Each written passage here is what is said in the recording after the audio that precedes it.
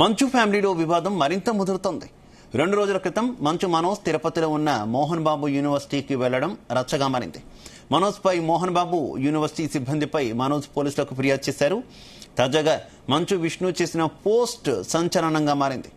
తన తండ్రి హీరోగా నటించిన రౌడీ అనే సినిమాలో ఒక డైలాగును విష్ణు షేర్ చేశారు.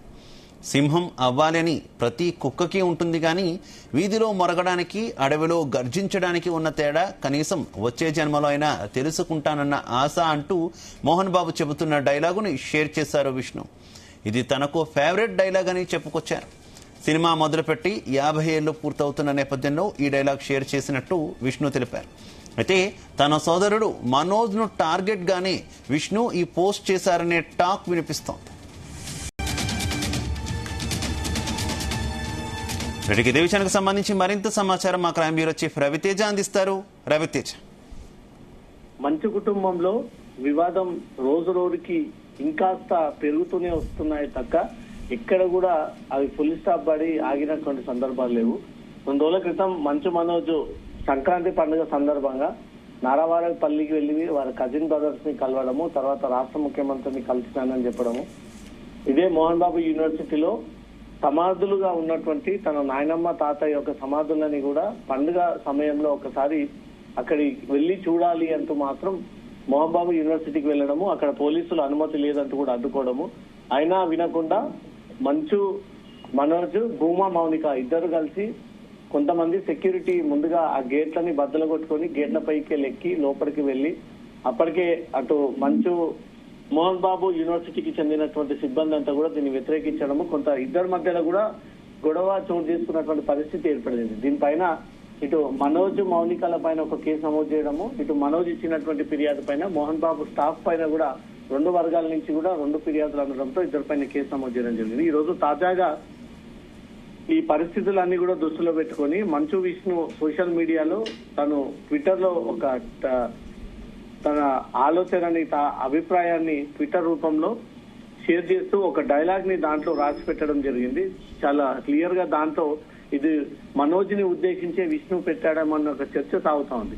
సింహం అవ్వాలి అని ప్రతి కుక్కకు ఉంటుంది కానీ వీధుల్లో మొరగడానికి, అడవిలో గర్జించడానికి ఉన్న తేడా కనీసం వచ్చే జన్మలో అయినా తెలుసుకుంటామని ఆశతో అంటూ మోహన్ బాబు చెప్తున్నటువంటి ఈ డైలాగ్ ని విష్ణు షేర్ చేసి ఇది తన ఫేవరెట్ డైలాగ్ అని, సినిమా మొదలుపెట్టి 50 ఏళ్లు పూర్తవుతున్న నేపథ్యంలో ఈ డైలాగ్ ని షేర్ చేసినట్టు కూడా విష్ణు ట్వీట్ రూపంలో ఈ విషయాలన్నీ కూడా సోషల్ మీడియా వేదికగా పోస్ట్ చేయడం, ఇప్పుడు మనోజ్ ని ఉద్దేశించే విష్ణు ఈ డైలాగు, ఈ ట్వీట్, ఈ రైటింగ్స్ అన్ని కూడా తన కోసమే అంటూ మాత్రం చర్చ మొదలైంది.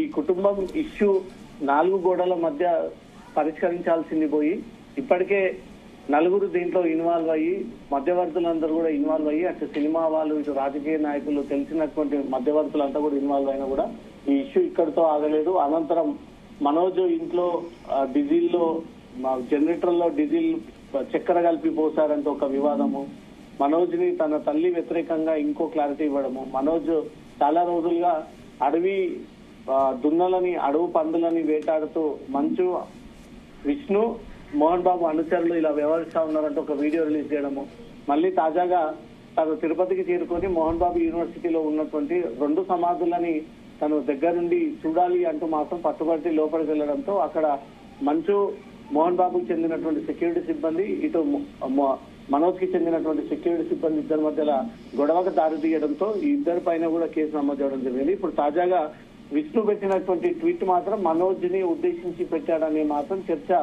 విపరీతంగా సాగుతా ఉంది. కేవలం తన తమ్ముడిని టార్గెట్ గా చేస్తే ఈ విషయాన్ని విష్ణు సోషల్ మీడియాలో ట్రోల్ చేస్తా ఉన్నాడు అంటూ మాత్రం మనోజ్ వర్గం మాత్రం ఈ విషయంపై సీరియస్ గా ఉన్నట్టుగా తెలుస్తోంది. శివ, అయితే రవితేజ, జల్లుపల్లి వివాదం తర్వాత కొంత సద్దుమణిగింది.